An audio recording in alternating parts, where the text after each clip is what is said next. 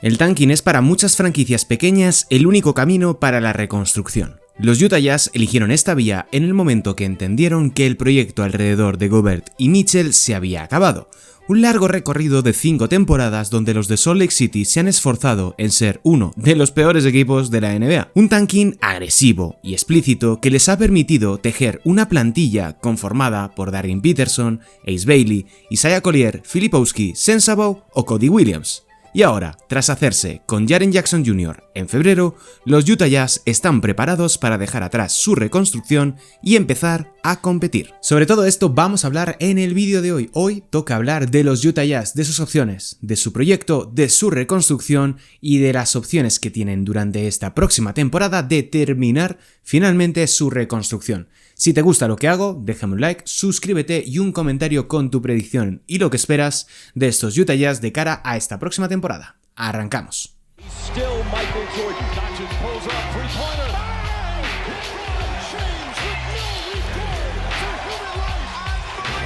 Hola, ¿qué tal? Bienvenidos un día más aquí a mi canal. Mi nombre es Sergio Rabinal y hoy toca hablar de los Utah Jazz, un equipo que ha estado tanqueando de manera muy agresiva y muy explícita durante estas últimas temporadas y que finalmente yo creo que están en disposición de poner fin a esa larga reconstrucción, a ese explícito y agresivo tanking para finalmente ocupar posiciones de relevancia en la Conferencia Oeste. Esta es la cuarta vez que grabo el vídeo. ¿Por qué? Os preguntaréis. La primera, porque se corrompió el archivo, y las dos segundas porque la cámara de repente dejó de grabar, así que el guión me lo tengo bastante trabajado y sin más dilación vamos a explorar qué es lo que han realizado los Utah Jazz a lo largo de este último verano. Es decir, vamos a partir del contexto. ¿Qué jugadores han llegado nuevos a la disciplina del equipo dirigido por Will Hardy? Como altas tenemos a Jaxson Hayes, que firmó en un contrato de 2 temporadas y $12 millones. Tenemos también a Josh Okogie, que llegó directamente de los Houston Rockets en un acuerdo idéntico, 12 millones 2 temporadas, y en el draft seleccionaron a Darren Peterson, del cual hablaré un poquito más adelante en el vídeo. A nivel de bajas, jugadores que ya no están en la franquicia de Salt Lake City, tenemos a Walker Kessler, que puso rumbo a los Lakers, tenemos a Kevin Love, que sigue siendo ahora mismo agente libre, tenemos a Hayden Gray, Ben Senfeng y Oscar Tshiebwe, que tiene un contrato de pretemporada con los Houston Rockets. A nivel de extensiones, de renovaciones de contrato, extendieron el vínculo con Jusuf Nurkic, 22 millones y 2 temporadas, y Mo Bamba, 7,2 millones y 2 campañas. Esta es la primera parcialmente garantizada y la segunda con opción de equipo.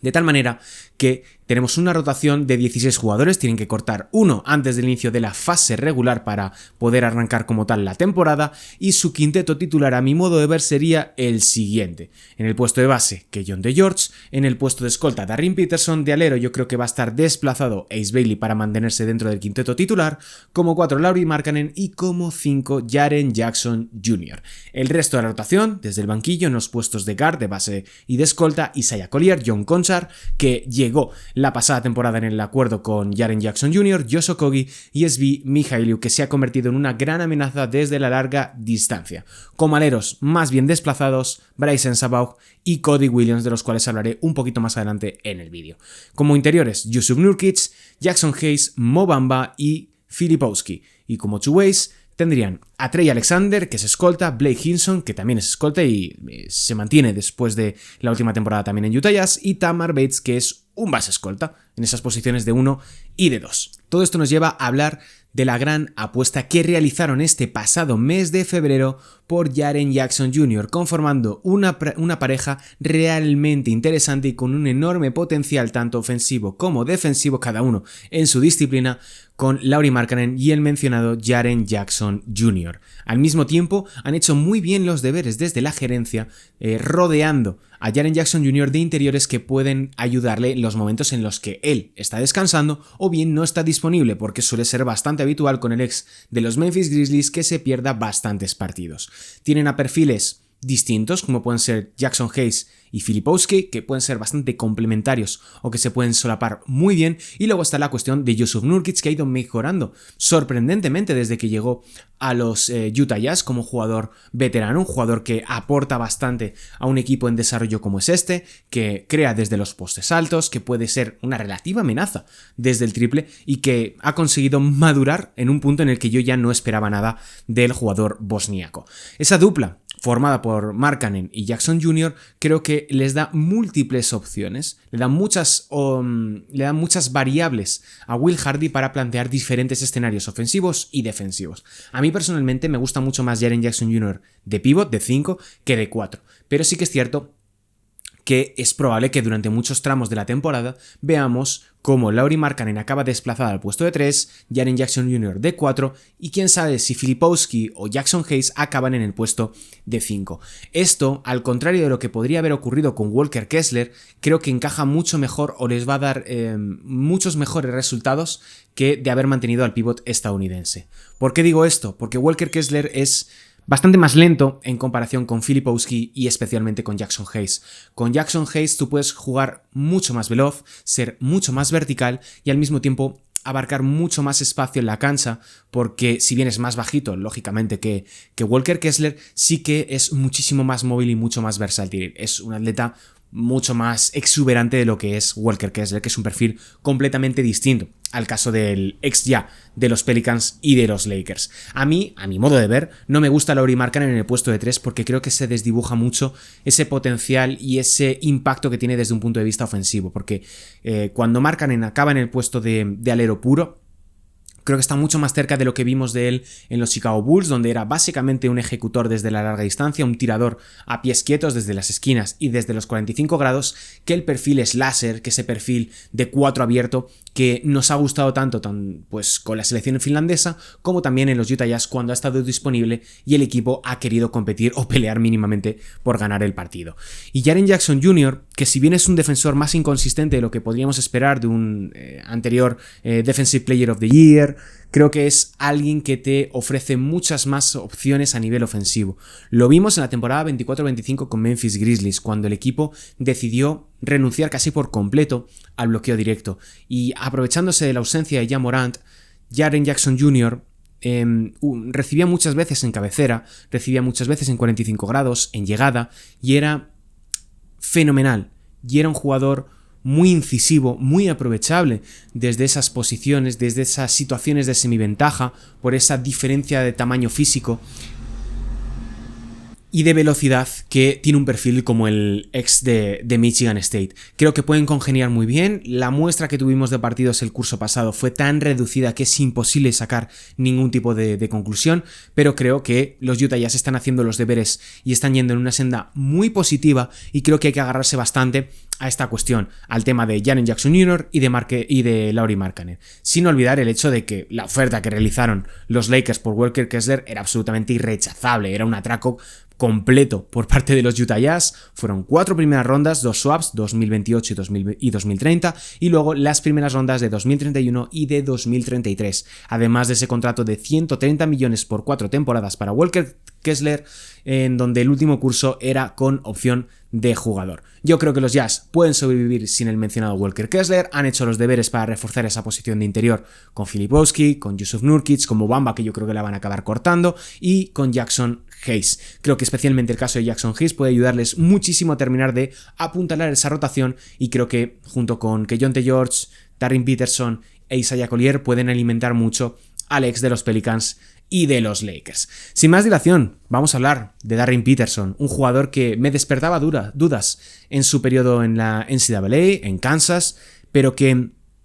con el paso de los partidos, conforme fui viendo más encuentros suyos, fui viendo más cortes, más acciones seleccionadas y le fui viendo, especialmente en el caso de la Liga de Verano, me ha acabado conquistando. Creo que es un jugador que va a gustar y que te entra rápidamente por el ojo, que va a ser realmente aprovechable por parte de los Utah Jazz y que tiene un talento desmesurado. Es un talento en bruto, creo que es un diamante en bruto, creo que es un jugador que los Utah Jazz van a acabar convirtiendo en la pieza central de su proyecto, incluso aunque tengan ahora mismo dos veteranos como son Lauri Markkanen y Jaren Jackson Jr., y es un jugador que en Kansas terminó promediando más de 20 puntos y en esta liga de verano, en la de Las Vegas, se acabó con 20 puntos y 4 asistencias, siendo uno de los jugadores, insisto, más destacados y que a mí personalmente más me llamaron la atención. De hecho, le dediqué un pequeño vídeo aquí en el canal que lo podéis ver para sintetizar un poco por qué los Utah Jazz habían apostado por él en detrimento de Cameron Boozer, que acabó en Memphis Grizzlies. Y creo que es un combo perfecto, yo creo que para congeniar tanto con Isaiah Collier como con Keyonte George, que es un jugador que está a punto de romper el cascarón, que tuvo una última temporada sensacional, que los Utah Jazz no se están fiando y por eso no le han dado esa extensión de contrato, pero que, por mencionar un poquito a Keyonte George, es un jugador que nos va a gustar mucho esta temporada, que va a dar bastante que hablar y que mucha gente lo va a descubrir. Y bienvenidos al barco de Keyonte George, porque es alguien absolutamente sensacional. Pero ya por centrarlo en Darren Peterson, creo que puede encajar muy bien con dos perfiles distintos. Con Keyonte, que es más bien un combo guard, no es un base al uso, creo que ambos pueden complementarse muy bien, porque cuando uno organiza, el otro ejecuta, y cuando uno ejecuta, el otro organiza, y pueden solaparse fantásticamente bien en ese backcourt que están conformando los Utah Jazz. Pero si va con Isaiah Collier, que es un base más puro, es un uno más ortodoxo, más organizativo, que primero piensa en el pase, en dar de comer a todos dentro de la ofensiva, creo que ahí Darren Peterson puede dejar fluir su versión mucho más anotadora, mucho más potro desbocado en ataque, y creo que ahí es donde mejor pueden aprovechar a un perfil como es Darren Peterson, que puede manejar el bloqueo directo, que puede crear desde el 1 contra 1, que puede alimentarse a sí mismo, puede crearse su propio lanzamiento, y para mí, ya para sintetizar y para resumir mucho esto, va a ser una gran estrella, va a ser el perfil, va a ser la figura principal de este proyecto que están armando los Utah Jazz, y que yo creo que vamos a hablar bastante de él, a pesar de que, pues bueno, AJ Divansa sea el gran favorito ahora mismo a ser el rookie del año de esta temporada 26-27. Todo ello me lleva a hablar de las dudas, de las preguntas, de los problemas mientras está pasando el vendedor ambulante del pueblo ahora mismo, pero mi principal duda de estos Utah Jazz es el desarrollo, cómo el desarrollo del proyecto puede afectar a la progresión de otros jugadores jóvenes que tienen en el proyecto. Estoy hablando de Bryce Sensabaugh, que viene de 14 puntos de media en esta última temporada con Utah Jazz. Estoy hablando de Ace Bailey, que fue de menos a más durante el transcurso de la última temporada. Empezó muy mal y acabó realmente bien en los Utah Jazz. Conforme Utah iba en declive, él iba ganando más protagonismo, iba asentándose más en la rotación. Me recordó un poquito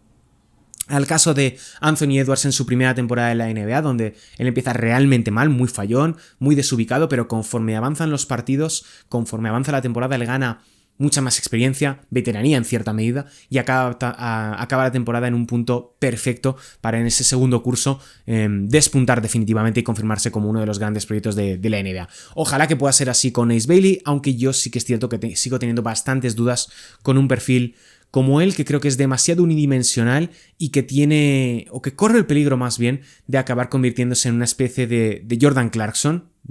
si me permitís el símil, con un microondas, un jugador más Malik Monk, más Devonte Graham, más Lonnie Walker, que tienen muchísimo talento ofensivo, que tienen una enorme capacidad para anotar tiros complicados, pero que no tienen esa comprensión o no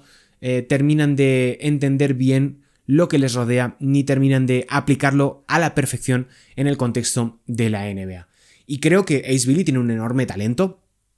pero no sé si va a conseguir desarrollarlo de la manera que los Utah Jazz puedan aprovecharlo. Ojalá que así sea, se acabe convirtiendo en el alero titular por derecho propio de estos Utah Jazz a futuro y acabe siendo una figura tremenda como apuntaba a serlo en Rutgers, pero ahora mismo, después de ese primer año, yo sigo teniendo bastantes dudas, incluso a pesar de que tuviese una segunda mitad del curso positiva. Y Bryce Sensabaugh, pues 3/4 de lo mismo, creo que es un perfil muy aprovechable, pero que igual acaba marchitándose entre tanto manejador y sin tener tantos minutos, un poco como lo que le pasó a Taylor Hendricks, que fue la razón por la cual le acabaron dando salida en ese traspaso por Jaren Jackson Jr. Y creo que, ya por sintetizar, un equipo como este, como Utah, puede ser un firme aspirante al play-in. Tiene plantilla de sobra, puede incluso realizar algún que otro movimiento, llámese Jusuf Nurkic y rondas por un jugador que les ayude a elevar incluso más el nivel del equipo, y yo creo que van a estar en esa terna entre Portland, Golden State Warriors, Dallas Mavericks, que pueden yo creo que incluso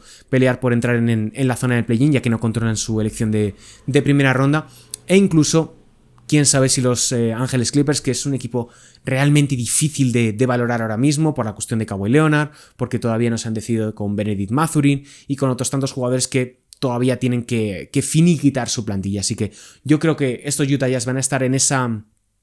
competición entre el 10º, 9º, va a haber momentos donde quizás estén séptimos por una cuestión contextual, otros donde bajan al 10º, una mala semana, que es habitual en equipos jóvenes y en este momento en esa posición de la clasificación, pero verdaderamente creo que Utah va a ser uno de los equipos que dé que hablar en el inicio de la temporada, que se aproveche de esa ventana competitiva que te ofrece la Emirates NBA Cup para ganar partidos, para ir cogiendo ritmo competitivo y para sorprender a más de un equipo aspirante y que no tenían en su quiniela que los Utah Jazz pudieran ser un conjunto que diese guerra. A Utah le interesa mucho ser competitivo ya esta temporada para dejar atrás todo ese pasado de tanking, todo ese pasado de reconstrucción y empezar a pensar en el futuro, porque equipos como este, que son jóvenes y que tienen al mismo tiempo una línea paralela de veteranos como puedan ser Nurkic, Markkanen o Jaren Jackson Jr., ahora mismo les interesa muchísimo poder dar ese siguiente paso adelante y confirmarse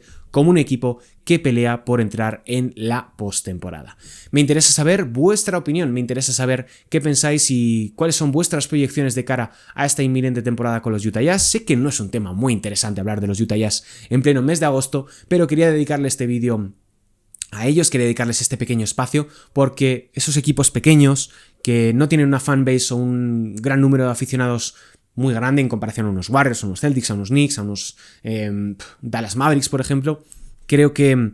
merecen su espacio y creo que están haciendo las cosas muy bien y ya por eso me parecen bastante interesantes como para poder analizar en profundidad lo que han realizado y lo que pueden conseguir a lo largo de esta próxima campaña. Hasta aquí el vídeo, mi nombre es Sergio Rabinal, soy comentarista NBA en Prime Video, me puedes ver también en el canal de YouTube de Gigantes del Básquet y si te gusta lo que hago aquí en Club CBA te puedes suscribir, me puedes dejar un like y un comentario con tu opinión tanto del vídeo como de lo que esperas de estos Utah Jazz de cara a esta próxima temporada. Así que sin más dilación yo ya me despido, que llevo grabando varias horas este mismo vídeo por diferentes problemas técnicos, así que si te ha gustado, al menos valóralo el esfuerzo que he tenido para llevar a cabo este vídeo, diferentes problemas técnicos que siempre ocurren cuando te dedicas al mundo audiovisual, así que yo me despido, un saludo y hasta la próxima, chao.